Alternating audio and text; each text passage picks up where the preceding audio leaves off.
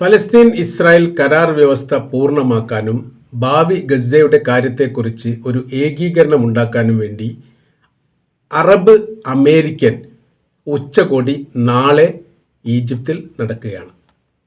20ഓളം രാജ്യങ്ങളെയാണ് ഈ മീറ്റിങ്ങിലേക്ക് ക്ഷണിക്കപ്പെട്ടത്.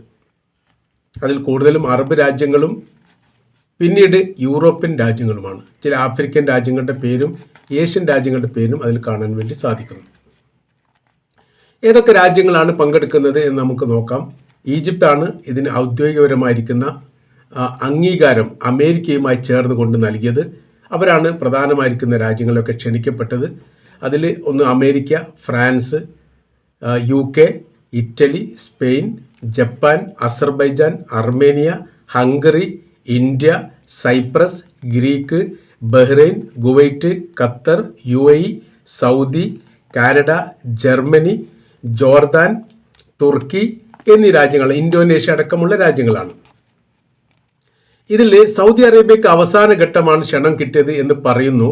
ആദ്യ ലിസ്റ്റിലൊന്നും സൗദിയുടെ പേര് കാണാൻ വേണ്ടി സാധിക്കുന്നില്ല. അതിൻ്റെ കാര്യത്തെക്കുറിച്ച് ഒരു വ്യക്തത ഒരു ഭാഗത്തുനിന്നും പുറത്തു വന്നിട്ടില്ല.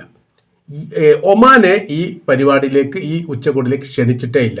അതിൻ്റെ കാര്യത്തെക്കുറിച്ചും ഒരു വിശദീകരണ കാര്യങ്ങളൊന്നും പുറത്തു വന്നിട്ടില്ല.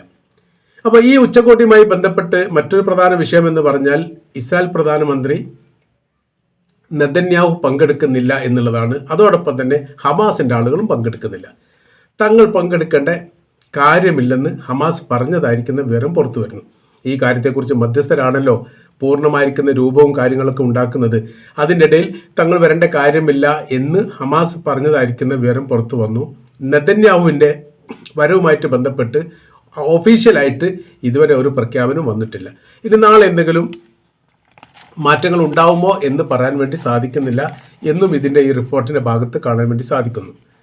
ഇവിടെ ഈ ബന്ദി കൈമാറ്റം വളരെ പ്രധാനപ്പെട്ടതാണ്.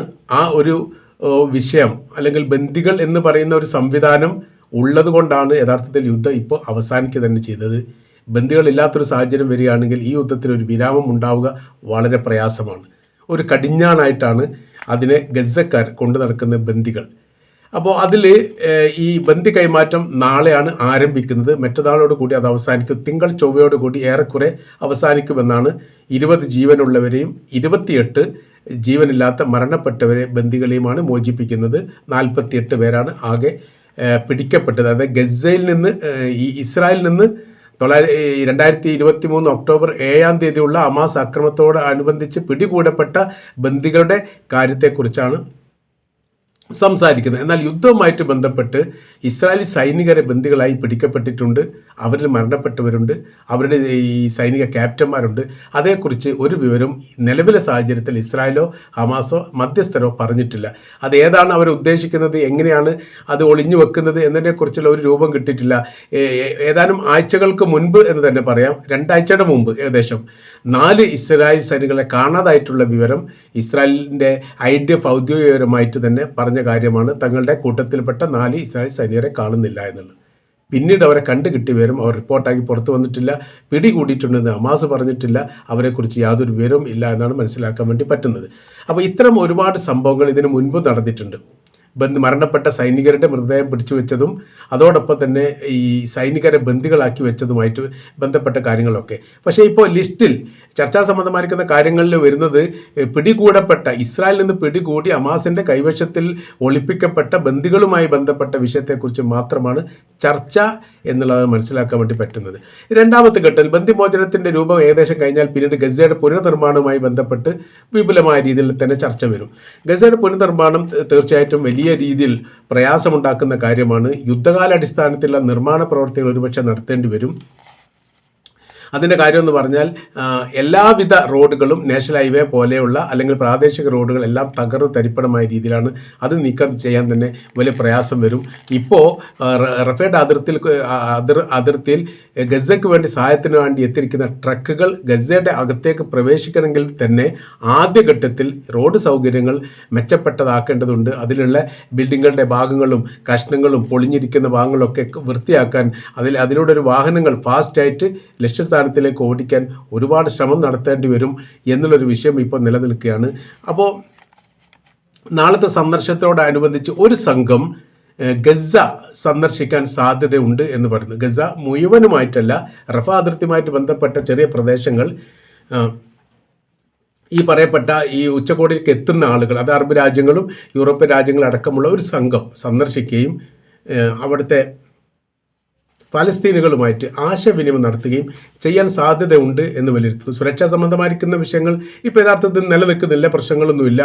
അതുകൊണ്ട് തന്നെ ഒരാക്രമവുമായിട്ട് ബന്ധപ്പെട്ട വിഷയത്തിനും സാധ്യതയില്ല എന്നതിനാൽ ഈ മേഖല സന്ദർശിച്ചുകൊണ്ട് ഒരു പരിധിവരെ ഈ കാര്യത്തെക്കുറിച്ചൊരു നിരീക്ഷണം നടത്താൻ സാധ്യതയുണ്ട് എന്ന് പറയുന്നു. അതോടൊപ്പം അന്താരാഷ്ട്ര തലത്തിലുള്ള വ്യത്യസ്തമായിരിക്കുന്ന മീഡിയക്കാർ ഇവരെ അനുഗമിക്കുന്നുണ്ട്. ഓരോരോ രാജ്യത്തിലെ ഭരണാധികാരികൾക്കൊപ്പവും അവിടുത്തെ വളരെ പ്രധാനമായിരിക്കുന്ന മീഡിയക്കാർ കൂടെ വരുന്നുണ്ട് എന്നും അറിയാൻ വേണ്ടി സാധിക്കുന്നു. ഇനി അടുത്ത ഘട്ടം ഗസയിലെ പുനർനിർമ്മാണവുമായി ബന്ധപ്പെട്ട കാര്യത്തെക്കുറിച്ച് ചർച്ച കഴിഞ്ഞാൽ പിന്നീട് ഭരണമാറ്റവുമായി ബന്ധപ്പെട്ട വിഷയത്തിലേക്കാണ് പിന്നെ ഊന്നൽ നൽകുക. അപ്പോൾ ഇതിൽ ഭരണമാറ്റം എന്ന് പറയുന്നത് ഭരണം മാറാൻ വേണ്ടിയിട്ട് ഹമാസ് സമ്മതിച്ചിട്ടുണ്ട് എന്ന് പറയുന്നു. എന്നാൽ ആരുടെ കൈവശത്തിലേക്കാണ് ഇത് എത്തുക എന്നുള്ളതുമായി ബന്ധപ്പെട്ട ഒരു ചർച്ച വരാൻ സാധ്യതയുണ്ട്. അതിൽ അമേരിക്ക നിർദ്ദേശിച്ചിരിക്കുന്ന പ്രധാനമായിരിക്കുന്ന കാര്യങ്ങളിലൊന്ന് തുർക്കി, ഖത്തർ, ഈജിപ്ത്, UAE എന്നീ രാജ്യങ്ങളുടെ സൈനിക ഫോഴ്സുകൾ ഇസ്രായേലി സൈന്യം പിന്മാറിയ മേഖലയിൽ വിന്യസിക്കപ്പെടുക. അവരാണ് അതിൻ്റെ സുരക്ഷ സംബന്ധമായിരിക്കുന്ന കാര്യങ്ങൾ നോക്കുക. എവിടെയാണോ ഇസ്രായേൽ പിന്മാറുന്നത് ആ മേഖലയിലേക്ക് ഈ പറയപ്പെട്ട രാജ്യങ്ങളുടെ സൈനികരെ സ്ഥാപിക്കുക എന്നുള്ളതാണ്. അപ്പോൾ അതോടൊപ്പം തന്നെ അമേരിക്കയുടെ സൈനിക കമാൻഡർമാർ ഒരു സംഘം അവിടെ സജീവമായിട്ട് പ്രവർത്തിക്കും. അവർ ഈ പറയപ്പെട്ട രാജ്യങ്ങളിലെ സൈനികർക്ക് നേതൃത്വം നൽകും. അവരുടെ നിർദ്ദേശപ്രകാരമാണ് പ്രവർത്തിക്കേണ്ടത് എന്ന രീതിയിൽ. പിന്നെ മറ്റൊരു ഭാഗത്ത് പ്രാദേശിക മേഖലയിൽ ഗാസ സെക്യൂരിറ്റി ഫോഴ്സ് എന്ന് പറയുന്ന ഒരു പ്രാദേശിക നിയന്ത്രണ സൈനിക വിഭാഗത്തെ ട്രൂപ്പിനെ നിയമിക്കും. അത് ഹമാസിൻ്റെ ആളുകളൊക്കെ ആവാൻ സാധ്യതയുണ്ട് എന്ന് പറയുന്നു. അതിൻ്റെ കാര്യം അവർ പറയുന്നത് പ്രാദേശികമായ രീതിയിൽ സൈനികരെ വിന്യസിക്കുമ്പോൾ ആ പ്രദേശത്തുകാരുണ്ടാവുക എന്നുള്ളത് നിർബന്ധമാണ്. അപ്പോൾ ഇപ്പം തന്നെ ഹമാസിനെ സംബന്ധിച്ചിടത്തോളം അവർ സൈനിക വേഷം മാറി സാധാരണക്കാരെ സിവിലിയൻ വേഷത്തിലാണ് പ്രദേശങ്ങളും റോഡുകളൊക്കെ നിയന്ത്രിക്കുന്നത്. അപ്പോൾ ഏതാണ് ഹമാസ് എന്ന്, ഏതാണ് ഗസക്കാർ അല്ലെങ്കിൽ ഫലസ്തീനുകൾ എന്ന് തിരിച്ചറിയാനുള്ള സംവിധാനങ്ങളൊന്നും യഥാർത്ഥത്തിലില്ല. മാത്രമല്ല അറബ് രാജ്യങ്ങൾ അങ്ങനെ വേർതിരിച്ചുകൊണ്ട് ഹമാസിനെ മാറ്റുന്നില്ല എന്നുള്ളൊരു അഭിപ്രായം പുറത്തു വരുന്നു. എന്നാൽ പ്രശ്നങ്ങൾ വളരെ ലളിതവൽക്കരിച്ചുകൊണ്ട് പ്രശ്ന പരിഹാരത്തിന് വേണ്ടി ശ്രമിക്കപ്പെട്ടു എന്നുള്ളതൊക്കെ സ്വാഭാവികപരമായി നല്ല തീരുമാനമാണ്, നല്ല നിലപാടാണ്. എന്നാൽ അമേരിക്ക എന്ന് പറയുന്ന രാജ്യത്തിലെ സൈനിക കമാൻഡർമാർ ഈ പറയപ്പെട്ട രാജ്യങ്ങളിലെ സൈനികർക്ക് നേതൃത്വം നൽകുന്നതിനോട് എല്ലാ അറബ് രാജ്യങ്ങൾക്കും യോജിപ്പില്ല. വിയോജിപ്പ് അവർ പ്രകടിപ്പിച്ചിട്ടുമില്ല. തുർക്കിയും ഈ ഖത്തർ, ഈജിപ്ത്, UAE എന്നീ രാജ്യങ്ങൾ 4 രാജ്യങ്ങളുടെ സൈനിക വിഭാഗമാണ് ഈ മേഖലയിൽ വിന്യസിക്കേണ്ടത് എന്നാണ് തീരുമാനം. ഗസക്കാരെ സംബന്ധിച്ചിടത്തോളം അവർക്കത് വലിയൊരു ആശ്വാസമാണ്. കാരണം ഇസ്രായേലിൻ്റെ ആക്രമണം ഉണ്ടാവില്ല എന്നുള്ളത് അവർക്ക് സമാശ്വാസത്തിന് വക നൽകുന്നതാണ് എന്ന റിപ്പോർട്ടുമുണ്ട്. അപ്പോൾ ഇപ്പോഴത്തെ വിഷയങ്ങൾ എന്ന് പറഞ്ഞാൽ സങ്കീർണമായിരിക്കുന്ന ചില വിഷയങ്ങൾ ഒന്നാം ഘട്ടത്തിലെ